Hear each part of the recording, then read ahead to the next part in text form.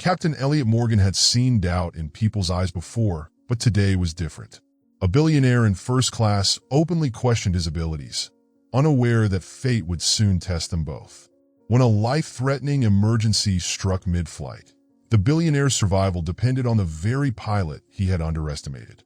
Would Elliot rise above the prejudice and prove that true skill speaks louder than bias? The departure gate at JFK International Airport buzzed with its usual rhythm. Passengers dragging luggage, ground crew moving with purpose, radios crackling with updates, and the steady hum of announcements overhead. Elliot Morgan stood in the designated crew area, scanning the list of VIP passengers for his upcoming flight. Flight New York 1327 from New York to Denver was a familiar route, but he knew no flight was ever truly routine.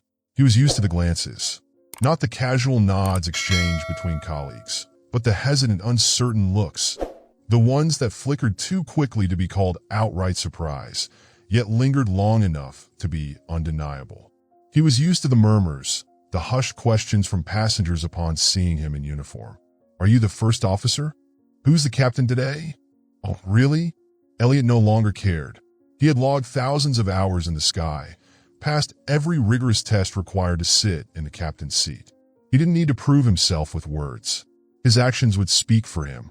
He continued scanning the first-class passenger list and stopped at a familiar name, Jonathan Reed. A billionaire real estate mogul, infamous for buying out Manhattan's luxury properties. Elliot never paid much attention to the ultra-wealthy, but this name stood out. Finishing his final checks, he made his way to the jet bridge. Even with his composed exterior, he still felt the weight of certain stares as he passed. A ground crew member hesitated for a split second upon realizing he was the captain, then quickly masked the reaction with a polite nod before moving along. It wasn't the first time. It wouldn't be the last. Inside first class, Jonathan Reed reclined in his seat, dressed in an impeccably tailored suit. One hand scrolled through his phone while the other gestured to his assistant, discussing an upcoming multi-million-dollar deal. His voice was deep, authoritative, the tone of a man who gave orders and expected them to be followed. When Elliot stepped onto the plane, Reed glanced up instinctively. For a fleeting moment, his gaze landed on Elliot's captain's insignia, and then his brow furrowed just slightly. The expression was brief, but Elliot caught it. Reed leaned toward his assistant, lowering his voice, but not low enough. Strange. A captain who doesn't quite look the part. Elliot didn't flinch. He had heard it all before. No clenched jaw, no shift in posture, not a single reaction. He walked past them as if nothing had been said, moving straight toward the cockpit. Inside, First Officer Alex Carter was already running through the pre-flight checks. He greeted Elliot with a nod, professional but hesitant. Alex was a skilled pilot, but he had never been good at hiding the uncertainty in his eyes when working under Elliot's command. Elliot didn't need words. He took his seat, adjusted his headset, and spoke into the radio, his voice steady. "Flight deck ready. Requesting weather conditions update." The air traffic controller's voice came through with the latest report. Elliot listened, exchanged a quick glance with Alex, and signaled for final preparations. This flight, like every flight, would be another test, not of his skills, but of how he carried the weight of the doubt that followed him. Passengers settled into their seats. The plane taxied to the runway. When the intercom crackled to life, the calm, authoritative voice of Captain Elliot Morgan filled the cabin. In first class, a few passengers shifted slightly in their seats. Elliot knew. He knew some of them would feel uneasy the moment they heard his voice. But he also knew something else, something that, by the time they landed, would be the only thing that mattered. They would touch down safely, just as they always did. Flight New York 1327 rumbled down the runway, the engines roaring with raw power. In the cockpit, Elliot Morgan and First Officer Alex Carter worked through their final pre-flight checks, their movements steady, practiced, muscle memory honed over thousands of hours in the air. "Tower, this is New York 1327, requesting takeoff clearance. New York 1327, runway 4R, northwest winds at 10 knots. Cleared for takeoff." "Copy that." Beginning takeoff, Elliot pushed the throttle forward, feeling the aircraft surge beneath him, accelerating down the runway. Every motion was precise, every adjustment instinctive. The wheels left the ground in a smooth, calculated ascent, and with a few quick corrections, they climbed into a stable course. Back in the passenger cabin, travelers began to relax as the aircraft reached cruising altitude. Flight attendants moved through the aisles, checking seatbelts, offering drinks. To most on board, the journey had settled into routine. But Elliot knew better. Tension lingered, unspoken but present. In first class, Jonathan Reed sipped his wine, his fingers lazily scrolling through his phone. But every so often, his gaze flickered toward the cockpit door, his expression unreadable. His assistant, a sharply dressed young man, noticed. "Something wrong, Mr. Reed?" he asked cautiously. Reed set down his glass, leaning forward slightly. "Doesn't it strike you as odd? A captain like that?" He didn't need to finish. The assistant understood. "He seems highly professional, sir." Reed smirked, a slow, knowing curve of his lips. "Professional? We'll see about that." Moments later, he pressed the call button for the lead flight attendant. Inside the cockpit, Elliot and Alex continued monitoring the aircraft systems. The 3-hour flight was straightforward. Keep course, adjust as needed, ensure a smooth ride. Then the intercom crackled. "Captain Morgan, may I speak with you for a moment?" It was the chief flight attendant. Elliot exchanged a glance with Alex before pressing the response button. "Go ahead." "There's a passenger in first class, Mr. Jonathan Reed, who's expressed concerns about your experience." Alex stiffened slightly. Elliot remained still. "What exactly did he say?" he asked, voice calm. A pause. Then, "He wants reassurance that the captain knows what he's doing." His exact words were, "I'm not used to entrusting my life to someone inexperienced." Alex let out a slow breath, watching Elliot carefully. "Do you want me to handle it?" he offered. Elliot shook his head. "No, I'll take care of it." As Elliot stepped into first class, he felt the weight of discreet stares. Some passengers feigned interest in their books or phones, but he could tell they were listening. Reed remained comfortably reclined, exuding the quiet authority of a man who was used to being in control. When he saw Elliot, he didn't rise, didn't acknowledge him with so much as a nod. He simply arched a brow, waiting. Elliot kept his composure, his voice even, steady. "Mr. Reed, I'm Captain Morgan. I understand you have concerns about the flight." Reed studied him, as if deciding whether he was worth taking seriously. Finally, he shrugged. "I just hope you can get us to our destination safely.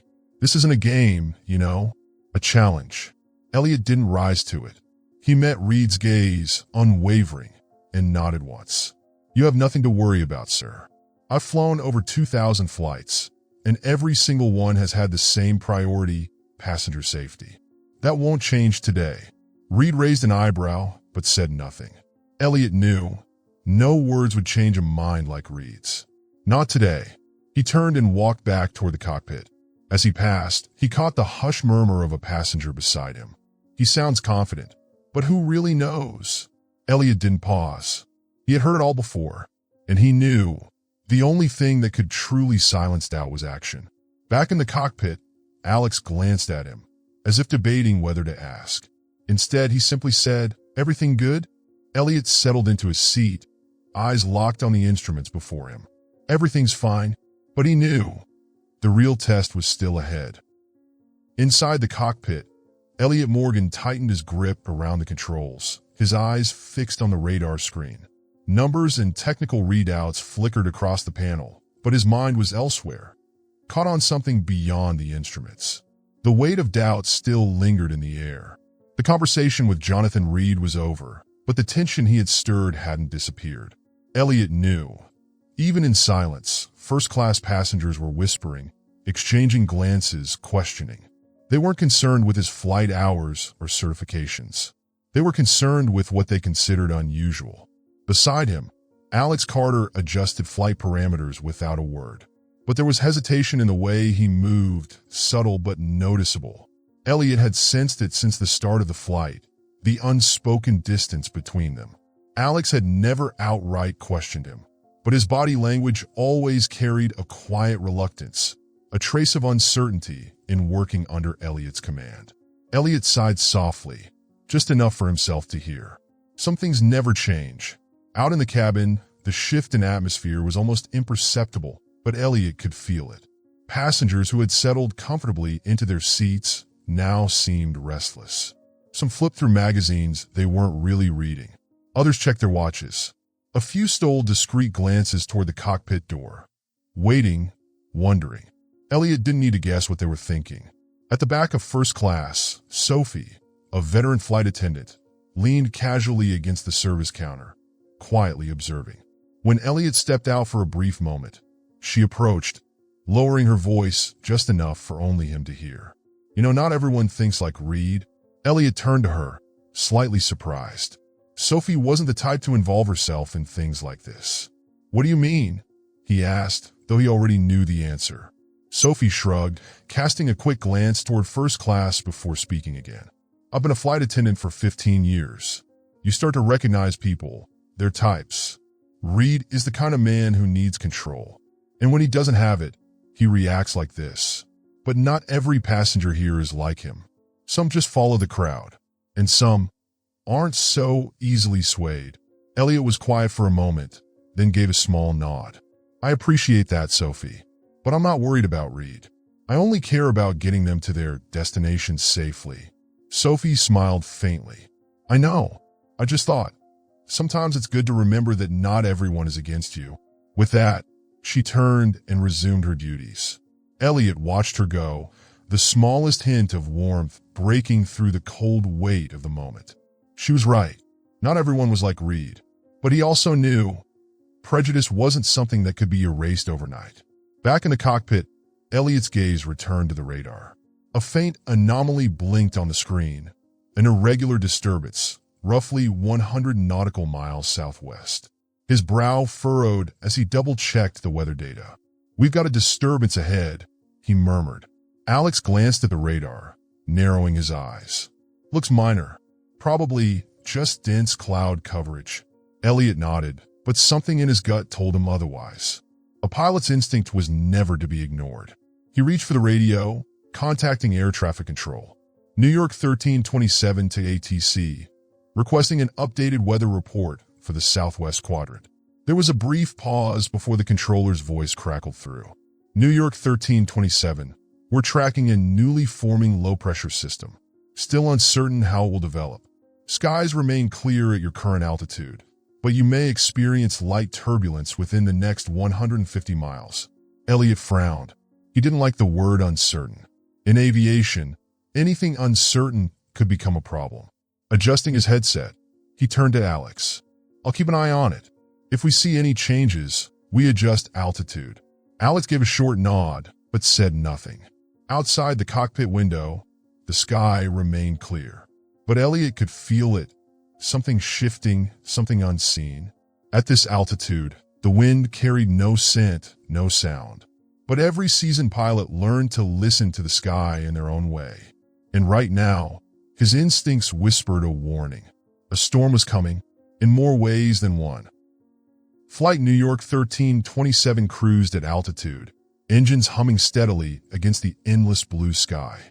Sunlight reflected off the fuselage, casting scattered glints along the sleek metal wings.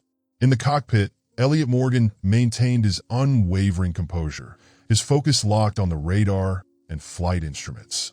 Everything was proceeding as planned. But Elliot knew storms didn't always come from the weather. First class, the cabin was quiet, but beneath the surface, a tension was quietly brewing. Jonathan Reed reclined in his plush leather seat, his cold, analytical eyes skimming the wine menu. Beside him, his assistant remained absorbed in a tablet, tracking the latest investment reports. For Reed, a long-haul flight was nothing more than dead space between deals, just another gap in an overbooked schedule. But for some passengers, this flight felt different. Near the window, a middle-aged man frowned, glancing outside before turning to his wife. His voice was hushed, but not quiet enough. Did you catch the announcement earlier? The captain's name is Elliot Morgan. His wife tilted her head, and the man took a slow sip of his wine, exhaling as if weighing his words carefully. I don't mean anything by it, but doesn't that seem a little unusual? She blinked at him, then sighed, the kind of sigh that held years of understanding for exactly how her husband thought. Be honest, this is bothering you, isn't it? He hesitated, then gave a small nod. I just think we have a right to know if our captain is fully experienced. This is a commercial flight, not some experiment. The words drifted. A few seats away, a well-dressed businessman tapped his fingers against the armrest, his gaze thoughtful before he finally spoke. Actually, I was thinking the same thing. We're entrusting our lives to someone we don't really know much about. Murmurs rippled through the cabin. Some passengers barely reacted. Others exchanged glances, a few nodding in quiet agreement. At the far end of first class, a flight attendant, preparing drinks, caught the shift in atmosphere. She hesitated, brow furrowing slightly, before turning and walking briskly toward the crew's quarters. Crew quarters? Sophie, the lead flight attendant, entered the crew rest area, searching for First Officer Alex Carter. Alex, you should hear this. Alex was reviewing flight data, but the seriousness in Sophie's voice made him look up. What's going on? She lowered her voice. Some passengers are talking about Elliot. They're not saying it outright, but I can feel it, doubt, suspicion. And they're not happy. Alex's expression darkened slightly. Has this happened before? Sophie's lips pressed together. What do you think? Her tone was edged with something bitter. You know who he is. You know what that means. This isn't the first time. Alex exhaled, rubbing his temple. Do you want me to tell him? Sophie shook her head. No, I'll handle it. She straightened her uniform, took a steadying breath, and made her way to the cockpit. Cockpit. Elliot immediately noticed the look on Sophie's face the moment she stepped in. Something wrong? His voice remained even, controlled. She hesitated, then decided to be direct. Some passengers are questioning you. Not outright, but I've heard a few conversations. They're concerned about the captains. She paused, then carefully added, experience. Alex stole a glance at Elliot, waiting for a reaction. There was none. Elliot simply nodded, as if this was nothing new. Did they make any requests? He asked. Sophie hesitated. Not yet, but I don't think this is over. Elliot was silent for a moment, then answered calmly. Thank you for letting me know. I'll handle it. Sophie studied him for a second, then nodded and left the cockpit. Alex sat quietly before finally asking, You're really not going to do anything? Elliot leaned back in his seat, his gaze never leaving the radar screen. I'll do the only thing that matters. Get them to Denver safely. Alex said nothing more, but they both knew this wasn't over. Outside, the sky remained clear, but beneath the surface, a different kind of turbulence had already begun. Flight New York 1327, first class. The murmurs had grown into something more. What had started as scattered whispers of doubt had coalesced into an undercurrent of unease, rippling through first class. Some passengers remained indifferent, lost in their books or drinks, but others, they were listening now. The middle-aged man who had first voiced his concern turned to a passing flight attendant. His voice was polite, but there was an unmistakable firmness beneath it. Excuse me, may I speak with the person in charge of this flight? The flight attendant hesitated, then gave a professional nod. Of course, sir. I'll inform the lead flight attendant. Is there something I can assist you with? The man adjusted his posture, leaning forward slightly as if to emphasize the importance of his words. I don't want to cause a scene, but I believe some of us passengers deserve reassurance that we are in the hands of a truly qualified pilot. Nearby, a magazine rustled as someone lowered it just enough to listen. The flight attendant kept her expression neutral. Our captain has over 10 years of experience, sir. You can rest assured. The man cut her off. Experience on paper isn't always the same as experience in reality. From another seat, a businessman in a tailored suit tapped his fingers against the armrest before speaking. Are you suggesting we need more verification? The middle-aged man nodded slowly, then turned his gaze toward Jonathan Reed. I believe Mr. Reed understands my concern. A shift in the cabin, all eyes turned to Reed. The billionaire lowered his glass of wine, his cold, calculating gaze flickering to the man who had spoken. There was a long pause before Reed finally responded, his tone edged with amusement. Are you asking me to endorse your concerns? The man hesitated just for a moment before recovering. Not exactly. I just assumed a man of your status and experience would understand that a flight is not something to be taken lightly. Another pause. Reed swirled the wine in his glass, considering his words. When he finally spoke, his voice was measured. I believe everyone has the right to question their safety. It wasn't an outright agreement, but it wasn't a dismissal either, and that was enough. A few passengers nodded, like a silent acknowledgement that their doubts had now been validated. In the distance, Sophie, the lead flight attendant, stood frozen for just a second before taking a deep breath and striding toward the cockpit. Cockpit. Elliot Morgan watched the radar screen, tracking a shifting weather pattern ahead. The disturbance was closing in, not serious yet, but still something to monitor. Then the internal comms crackled to life. Sophie's voice came through, lower than usual. Captain Morgan, I need to speak with you. Elliot instantly recognized the tension in her tone. He pressed the comm button. You can say it here. A brief hesitation. Then, I think you should come out. Some passengers are openly questioning your capability as captain. Silence. Alex turned his head, his expression unreadable. Elliot remained calm. Questioning? He repeated. Yes. Sophie sighed. Someone suggested replacing you. Alex's eyes widened. Elliot did not react. A few beats passed before he calmly removed his headset and stood. I'll speak with them. Alex watched as Elliot left the cockpit, something unreadable flickering behind his eyes. Almost as if he, too, was fighting an internal debate. First class, the confrontation. The moment Elliot stepped into first class, the atmosphere shifted. Conversations halted. Eyes turned toward him, some expectant, some uncertain, some filled with quiet skepticism. The middle-aged man sat up straight, clearing his throat, ready. Captain Morgan. He emphasized the title, as if testing the weight of it. Elliot nodded, his voice steady and unshaken. I understand you have concerns about this flight?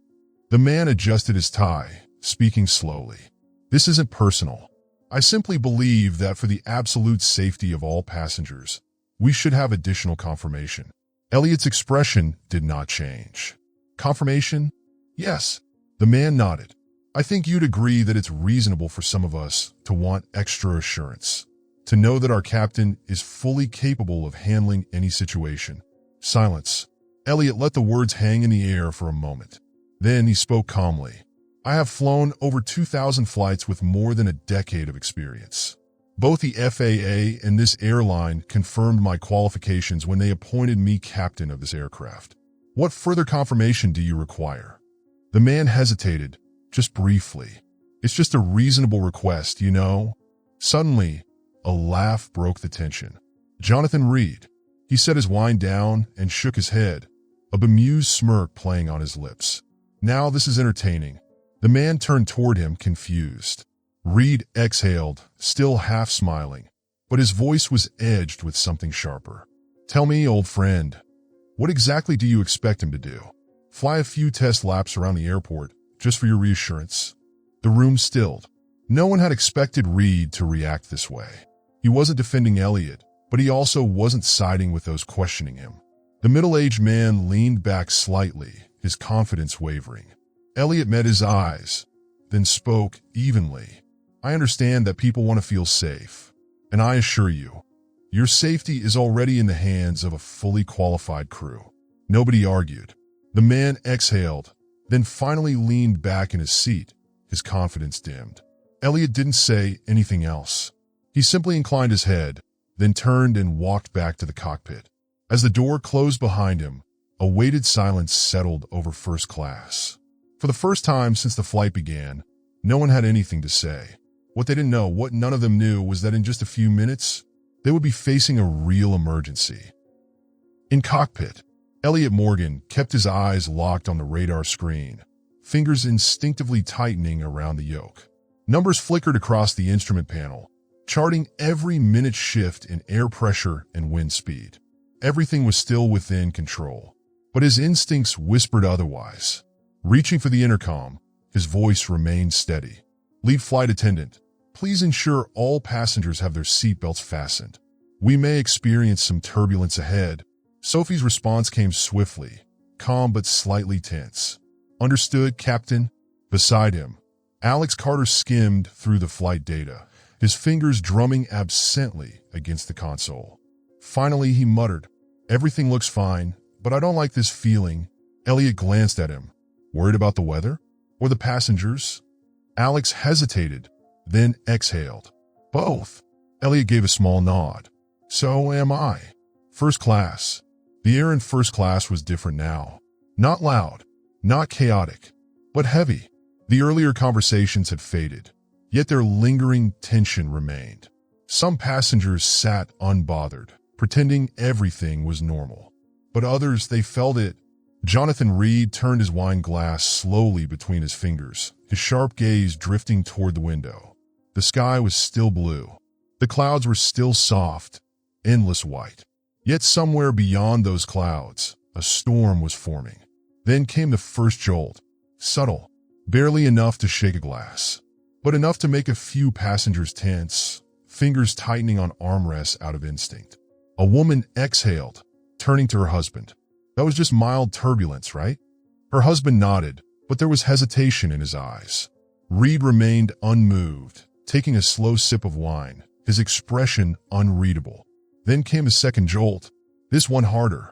A wine glass tipped over, spilling dark red liquid across the pristine white tablecloth.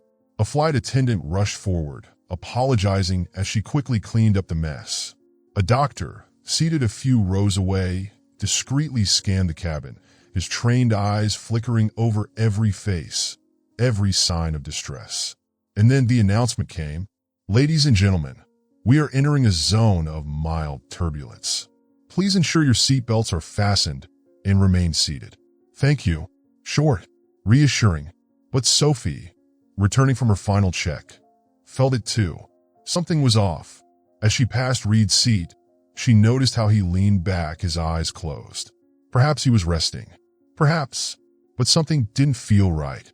For just a second, she hesitated. Then, she shook it off and kept walking. Maybe she was just imagining things. Maybe. Cockpit. Alex frowned at the weather data, tension creeping into his voice. "Elliot, are you sure we don't need to adjust altitude?" Elliot studied the radar, considering. Then he shook his head. "No. This turbulence was expected. We stay on course." But the moment he spoke those words, the plane lurched, harder than before. Alex swore under his breath, fingers gripping the armrests. From the cabin, there was a collective gasp, a few small shrieks as drinks spilled, as passengers clutched their seats. The seatbelt sign chimed again. This time it wasn't a gentle reminder. It was a command. Elliot adjusted the controls, steadying their altitude. Then, a voice crackled through the radio. "New York 1327, we're seeing an increase in turbulence along your route. Do you need to adjust course?" Elliot's fingers flexed around the yoke. "We'll monitor for another minute. If conditions worsen, we'll adjust." Beside him, Alex muttered, "Damn it, I hate flights like these." Elliot didn't respond. His eyes stayed forward, locked onto the sky ahead. Then, before anyone could say another word, a scream ripped through first class. Flight New York 1327 sliced effortlessly through the endless blue expanse above Kansas. Inside the cockpit, Captain Elliot Morgan's eyes flicked across the radar screen, double-checking the flight parameters. Everything seemed stable. First Officer Alex Carter sat beside him, focused on the flight path. He stole a quick glance at Elliot, as if wanting to say something, but then thought better of it. The tension that had lingered in the cockpit earlier had eased, yet a strange feeling still hung in the air.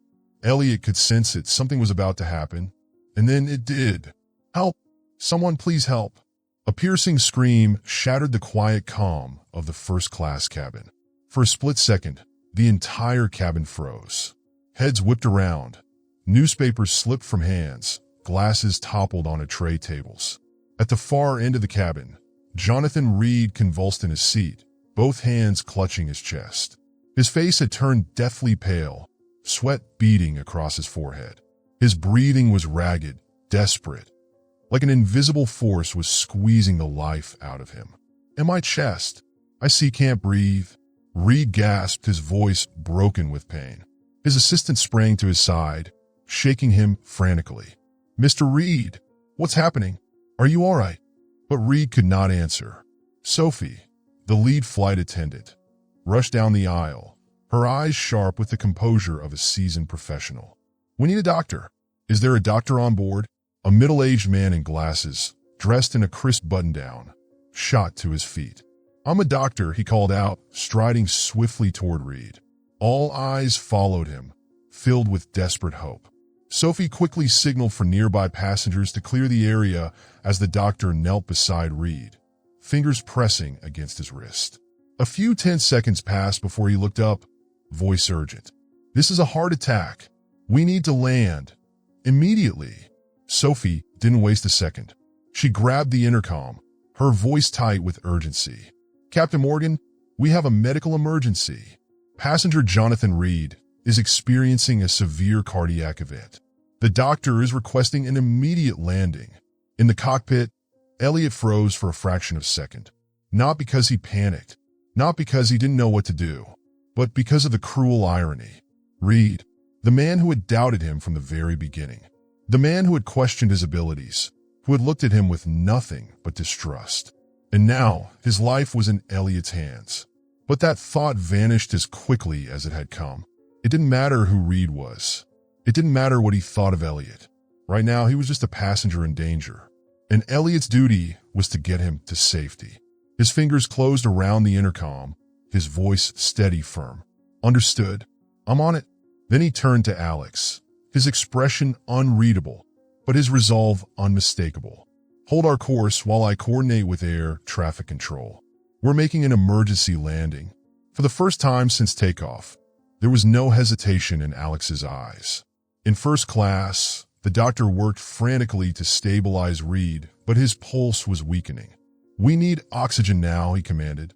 A flight attendant rushed forward with an oxygen mask, but the doctor's tight-lipped expression betrayed his concern. This won't hold for long. If he's not in a hospital within 30 minutes, he won't make it. Murmurs of worry spread through the cabin. Someone whispered, we're in the middle of the sky. Will we even make it in time? Another voice muttered, that man's a billionaire. Let's hope the captain knows what he's doing. What they didn't know was that in the cockpit, Elliot had heard every word through the intercom. His fingers tightened around the throttle. Let's hope the captain knows what he's doing. Even now, they doubted him, but Elliot refused to let their words shake him. He took a slow, deep breath, tuning out everything but the task at hand. Flight New York 1327 to air traffic control. We are declaring a medical emergency. Requesting immediate clearance for an emergency landing in Kansas City. Passengers suffering a severe cardiac event. Requires urgent medical attention. There was only one option left, and Elliot Morgan was not going to let anyone down. Flight New York 1327 streaked across the Kansas sky, leaving behind a thin white contrail against the vast expanse of blue. Inside the cockpit, Elliot Morgan's grip tightened around the control yoke, his eyes locked onto the radar screen. His heartbeat was steady, his breath slow and measured. But inside his mind, every possible scenario played out in relentless succession. Flight New York 1327 to air traffic control, requesting emergency landing at Kansas City. We have a passenger suffering a severe heart attack. Immediate medical attention required. A few seconds passed before the static-laced voice of air traffic control crackled through the radio. New York 1327, request received. Kansas City is able to accommodate an emergency landing, but weather conditions are unstable. Southwest winds at 18 knots, light rain, visibility down to 3 miles.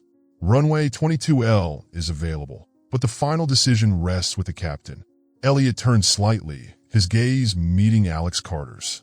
The young first officer hesitated, his brow creasing as he studied the weather report. Kansas City's got rough conditions, Alex murmured, voice low and contemplative. If those winds shift any further, landing could get dangerous. We could push on to Denver, just an hour out and weather's better there. Elliot didn't respond immediately. His eyes remained on the control panel, but his mind was running calculations at breakneck speed. Denver was safer, a guaranteed landing. But could Jonathan Reed hold out for another hour? His pulse had already weakened. The doctor had warned them that time was running out. Every second they remained airborne, the risk of fatal complications grew. But landing in Kansas City now meant battling crosswinds, low visibility, and an increased risk of mechanical failure. There was no time to hesitate. "We're landing in Kansas City," Elliot said firmly. Alex parted his lips, a protest on the verge of forming. But in the end, he only exhaled sharply and nodded. Elliot reached for the radio. New York 1327 confirming emergency landing. Requesting approach guidance for runway 22L at Kansas City. New York 1327, emergency landing confirmed. Maintain current speed. We'll guide you in. Without hesitation, Elliot adjusted the altitude, aligning their approach. A soft ding resonated through the cabin, followed by the murmur of anxious passengers. In first class, Sophie gripped the intercom, her voice maintaining its professional calm. But beneath it, a thread of tension was undeniable. "Ladies and gentlemen, due to a medical emergency on board, we will be making an early landing in Kansas City to ensure immediate medical care for the affected passenger. Please remain seated and fasten your seatbelts. Thank you for your cooperation." Worried glances were exchanged. A hushed ripple of voices spread through the cabin, but no one objected. Jonathan Reed remained slumped in his seat, his breathing shallow. The doctor pressed 2 fingers to the man's wrist, then shook his head grimly. "More oxygen. Now!" A flight attendant hurriedly passed him an oxygen mask, but even as the doctor secured it over Reed's face, his eyes remained clouded with concern. "If he doesn't receive medical treatment within 30 minutes, he won't make it." A weighted silence thickened the air. Some passengers clutched their armrests a little tighter. Others simply stared toward the cockpit door, toward the man whose decision would determine all their fates. Someone whispered, "Hope the captain knows what he's doing." The words were quiet, almost swallowed by the ambient noise of the cabin. But Elliot heard them. He didn't turn. He didn't react. It was just a sentence. But he knew it wasn't just a sentence. Even now, some of them still doubted him. But that didn't matter. What mattered was the decision he had made, and he would prove it was the right one. Elliot took a slow, steady breath, his grip tightening on the controls as he fixed his eyes on the distant runway lights, flickering like watchful eyes in the darkness. Just a few more minutes. A few minutes to bring them down safely. A few minutes to change everything. A violent gust slammed against the fuselage as Flight New York 1327 began its descent, the turbulent air rattling the metal frame with an unrelenting force. Outside the cockpit windows, the sky had darkened to a heavy shade of gray. Thick clouds churned like an impenetrable wall, daring any pilot to challenge them. Elliot Morgan didn't blink. His hands remained firm on the control yoke, every muscle in his face locked in unwavering focus. This was the moment of truth. Beside him, Alex Carter exhaled sharply, tension lacing his voice. "Wind's getting worse. We could hit wind shear near the runway." Elliot gave a slight nod, his eyes never leaving the instruments. "I know, but we got a landing window. We just have to execute it perfectly." His fingers danced over the control panel, adjusting the descent rate with precision. The margin for error was razor thin. Any miscalculation could throw them off course, and with winds this strong, a rough landing could spell disaster. The radio crackled to life. Kansas City Air Traffic Control came through, their voices steady but urgent. "New York 1327, you are cleared for emergency landing on runway 22L. Southwest winds at 22 knots, rain increasing. Visibility down to 2 miles. Proceed with emergency landing protocol. Medical units are on standby." New York 1327, copy that. Elliot stole a glance at Alex. "Let's do this." In the passenger cabin, a few people had begun to pray. The crew's announcements remained calm, measured, but no one could hide the fear in their eyes. Jonathan Reed lay motionless in his seat, his breaths coming shallower. The doctor checked his pulse again, his hand trembling slightly. "We need to land now. If we don't..." He didn't finish the sentence. He didn't have to. Everyone knew what it meant. Lead flight attendant Sophie clenched her fists, her gaze flicking toward the cockpit door. She had seen Elliot Morgan handle countless flights, but this was unlike anything before. A whisper cut through the cabin. "I flew through a storm once. It was terrifying. Can the captain really pull this off?" Another voice, quieter, almost as if speaking only to themselves. "We're about to find out." New York 1327 passed 5,000 feet. Elliot held the controls steady, adjusting the flaps and air brakes with meticulous care. 3,000 feet. The rain thickened, streaking across the windshield, distorting the distant runway lights into hazy, flickering beacons. A sudden gust slammed into the aircraft, tilting it slightly to the left. Alex tensed. "Crosswind. We're veering off approach." Elliot reacted instantly, his hands firm as he corrected the yaw with a precise rudder adjustment. "Hold altitude. Reduce speed gradually." "I'm taking manual control." 1,500 feet. Another brutal gust struck. This one was stronger. The plane shuddered violently, the fuselage groaning under the strain. A collective gasp echoed from the passenger cabin. Alex gritted his teeth, his knuckles white. "Damn it, we're flying straight into the wind tunnel. If we get pushed back..." "We won't," Elliot cut in, his voice impossibly calm.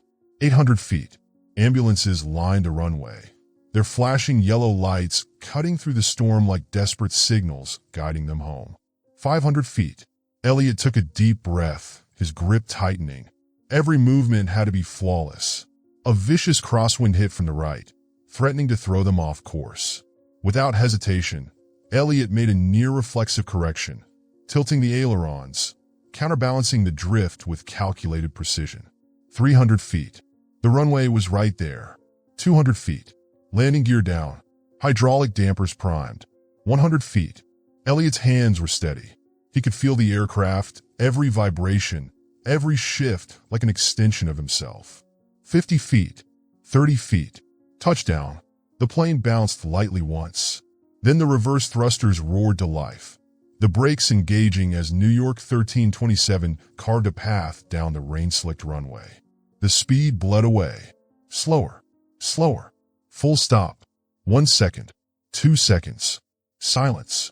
Then a ripple of applause, growing louder, stronger, until it filled the entire cabin. Elliot pulled off his headset, rolling his shoulders to release the tension, but his sharp focus remained. "Alex, run a system check." "Sophie, update me on the passenger's condition." Sophie's voice came through almost immediately. "Ambulance is moving in. We're getting him off the plane now." Elliot gave a single nod, but he didn't leave the cockpit just yet. He gazed out at the rain-drenched tarmac, watching as paramedics rushed toward the aircraft. Jonathan Reed was going to make it, and Elliot had done what so many had doubted he could do. But none of that mattered to him, because in the end, the only thing that truly mattered was that they had landed safely. The cabin door swung open, and at once, the cold, damp air of Kansas City rushed in, carrying the lingering scent of rain off the slick runway. Beyond the threshold, ambulance lights flickered in a ceaseless rhythm, their glow reflecting against the rain-slicked tarmac. Paramedics, clad in crisp white uniforms, surged up the metal staircase with the urgency of those who knew that every second now could mean the difference between life and death. Jonathan Reed lay motionless in his seat, his face pallid, his breath shallow. The doctor hovered beside him, constantly checking his pulse, monitoring his oxygen levels. A flight attendant swiftly unfastened his seatbelt, clearing the way for the medical team to move him safely. No one in the cabin made a sound. The passengers who had once whispered their doubts and skepticism now sat in solemn silence, their eyes fixed on the unfolding scene before them. No words were spoken, yet everyone knew this flight had changed the way they saw things. As the paramedics lifted Reed onto the stretcher, his body shuddered faintly. A slight tremor passed through him, and for a brief moment his eyelids fluttered. Slowly, his dull, clouded eyes cracked open, just enough to meet Elliot's. A second passed. No more skepticism, no more arrogance or challenge. Just a silent acknowledgement. Then, Reed's eyes slipped shut once more. He was too weak to say anything. The paramedics continued their work, wheeling him toward the waiting ambulance. His assistant trailed close behind, his face drawn with worry. As he passed Elliot, he hesitated for the briefest of moments, his gaze flickering toward the captain. No words of gratitude, no handshake, just a single nod, brief, reluctant, but unmistakable in its meaning.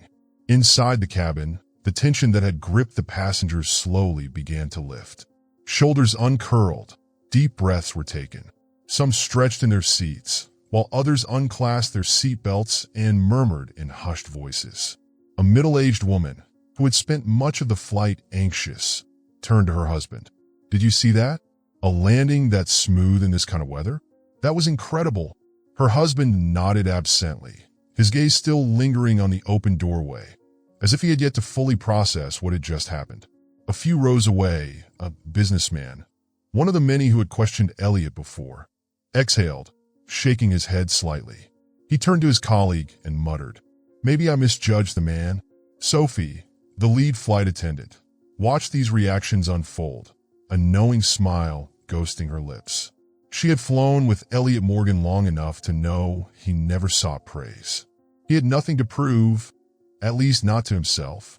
But seeing those looks change, seeing their perceptions shift, she knew something had, in fact, changed. Elliot pulled off his headset, leaning back into his seat as he exhaled a slow breath. It was over, and yet, as his fingers remained lightly curled around the control yoke, he could still feel the tremors of the storm. Not the one outside. The storm of doubt. The weight of invisible expectations. The battle against the unspoken question that had followed him for far too long. Is he good enough? This time, the storm had settled. Alex Carter glanced over at him, then let out a quiet chuckle. "I'm not going to say it out loud, but I think I learned something today." Elliot arched a brow. "Yeah? And what's that?" Alex shrugged. "You'll never admit it, so I guess I'll have to say it for you." He stood, stretching his arms, asterisk, hell of a landing, Captain. Elliot didn't answer right away. Instead, he let out a small, knowing smile. And for him, that was enough. As Elliot stepped out of the cockpit, the passengers were beginning to disembark. He stood by the aisle, as he always did, offering a polite nod as they passed. But tonight, something was different. A middle-aged man, one of his most vocal skeptics from earlier, paused right in front of him. He hesitated, as if wrestling with himself. And then he extended his hand. "Thank you, Captain Morgan.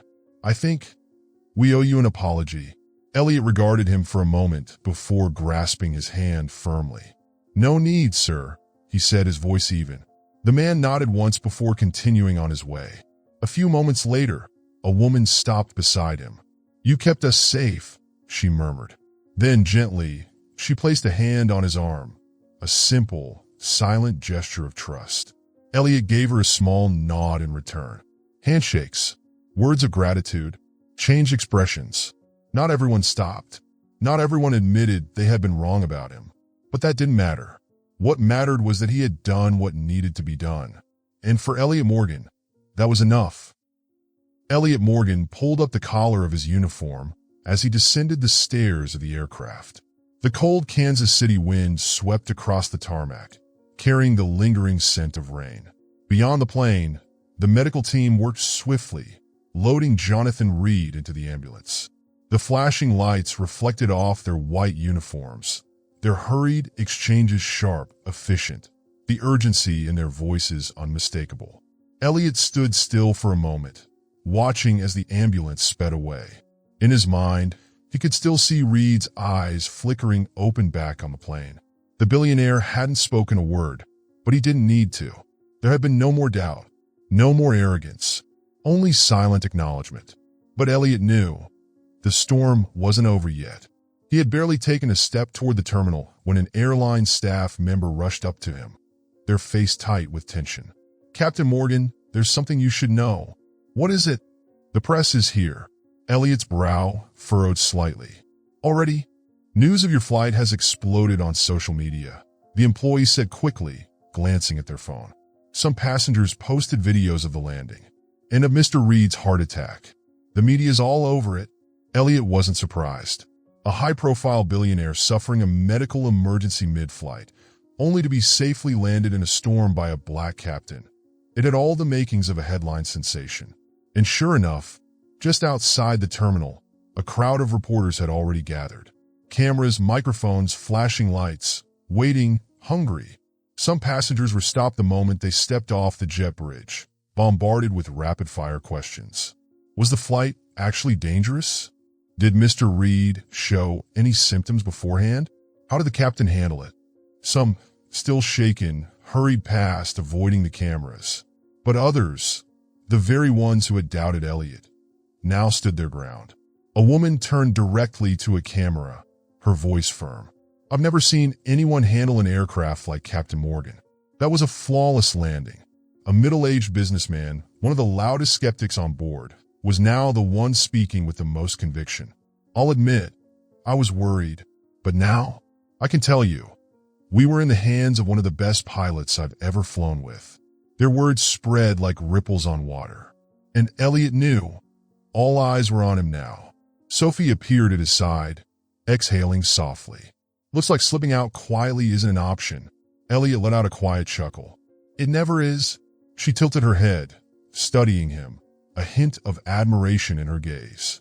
This really doesn't get to you, does it? He shook his head. I can't control what people think, Sophie. I can only do my job. She smiled at that, then glanced toward the press. So, do you want to say something? For a moment, Elliot said nothing. Then he took a deep breath. He had never cared for the noise, the spectacle. But this moment, it mattered, not to defend himself, not for pride, not to prove anything, but to send a message. And with steady steps, Elliot Morgan walked forward, ready to face the storm. The flash of cameras pulsed like lightning as Elliot Morgan stepped beyond the restricted zone. Before him, a sea of reporters stood, waiting, microphones, phones, and cameras raised. Every lens, every eye trained on him, as if he were the eye of a media storm. Captain Morgan, can you walk us through the moment you decided to land in the storm? There were reports that passengers questioned your experience before the flight. Any thoughts on that? Do you have a message for Mr. Jonathan Reed? The questions crashed down like waves, relentless, pressing. But Elliot didn't flinch. He was used to pressure, used to scrutiny. This wasn't the first time, and it wouldn't be the last. With measured steps, he moved forward, steady and unshaken. Every camera followed his movements. He could choose to stay silent. He could turn away and let the media storm burn out on its own. But instead, he faced it head-on. Adjusting the collar of his uniform, he spoke, his voice calm, steady, unwavering. I don't have much to say, except for one simple truth. I am a pilot. My job is to keep my passengers safe. And today, I did my job. One sentence. Short, precise, but heavy enough to make the reporters pause. For a beat, there was silence. Then another voice cut through. But Captain, some passengers weren't fully confident in you before the flight. What's your response to that? Elliot held still. He knew what this question meant. It wasn't just about this flight. It was about his entire career. The years he had spent proving himself. The way he had been doubted, judged before he even stepped into the cockpit. He could have spoken about the battles he had fought, about the prejudices he had faced, about the times he had to be twice as good, just to be seen as enough. But he didn't. Instead, he drew in a slow breath and replied, I can't control what people think of me, but I can control how I do my job. And I believe that today my actions spoke for themselves. No defense, no resentment, just quiet, unshakable truth. For a moment, the press hesitated. Then another question. Captain Morgan, do you have anything to say to Mr. Jonathan Reed? Elliot looked straight into the cameras. He remembered the way Reed had looked at him before being taken away. The silent understanding in those tired, pain-filled eyes. The look of a man who had learned something he never expected to. Elliot considered his words for a moment. Then he simply said, I hope he recovers soon. And I believe that today, we all learned something. Nothing more. No explanations. But for those who understood, no explanation was needed. From a distance, Sophie watched, a small smile playing at her lips. She had worked alongside Elliot for years, yet he still surprised her with the quiet strength he carried, even in the most intense moments. Alex Carter stood just behind him, listening in silence. For the first time, he felt something more than admiration. He felt pride.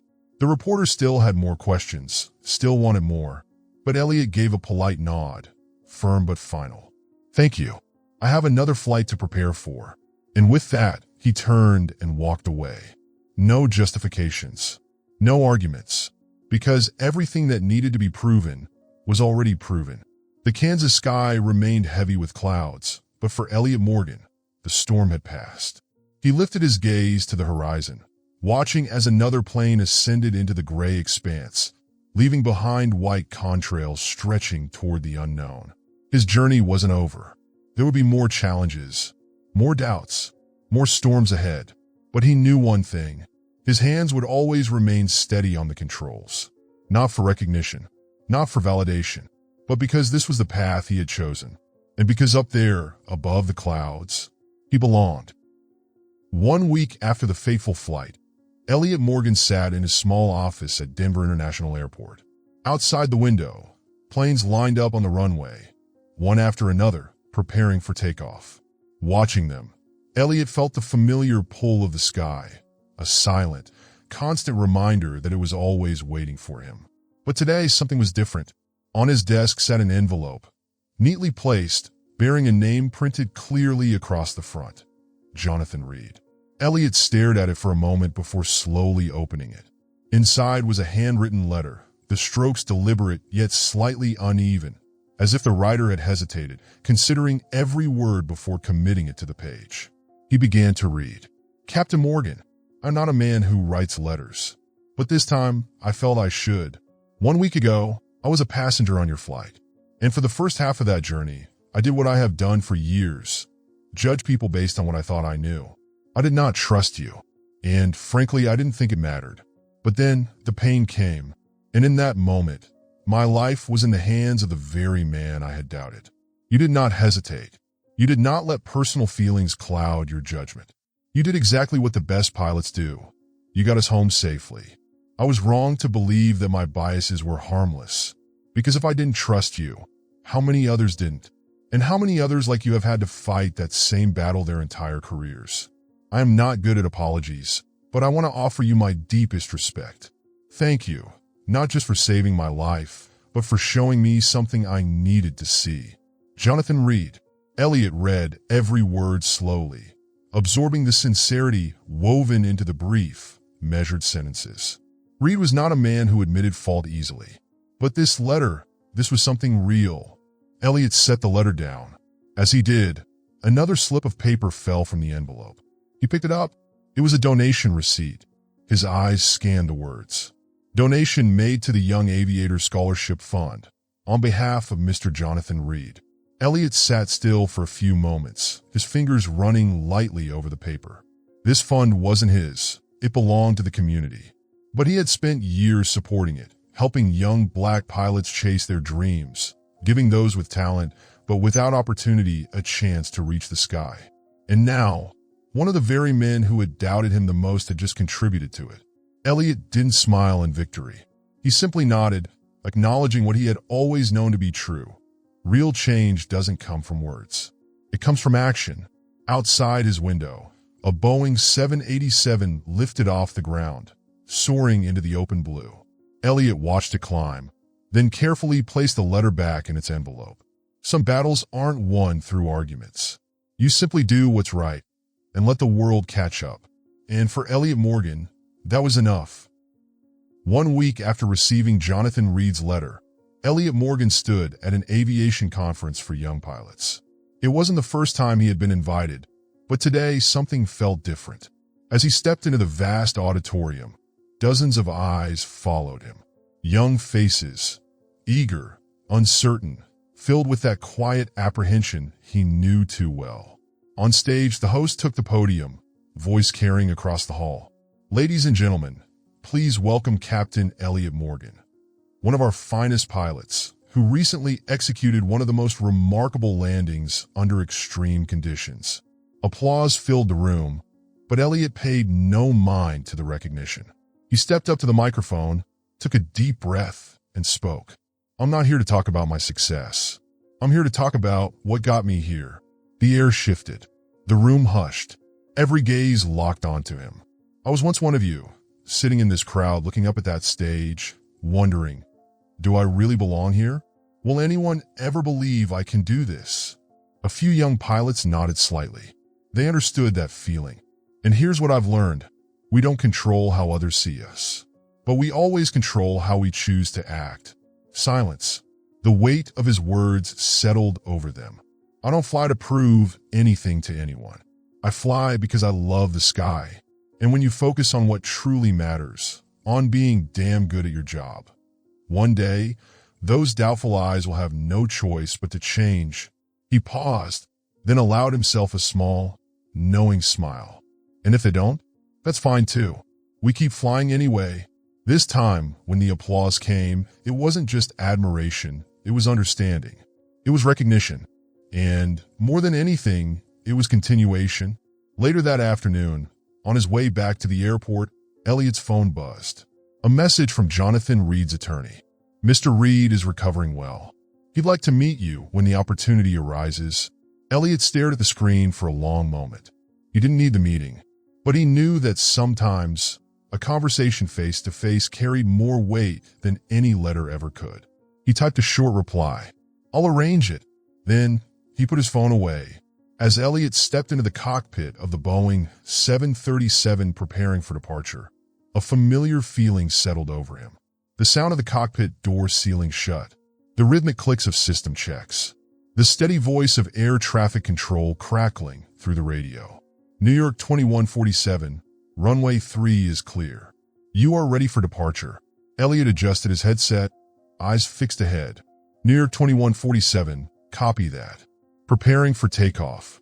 His hand eased forward on the throttle.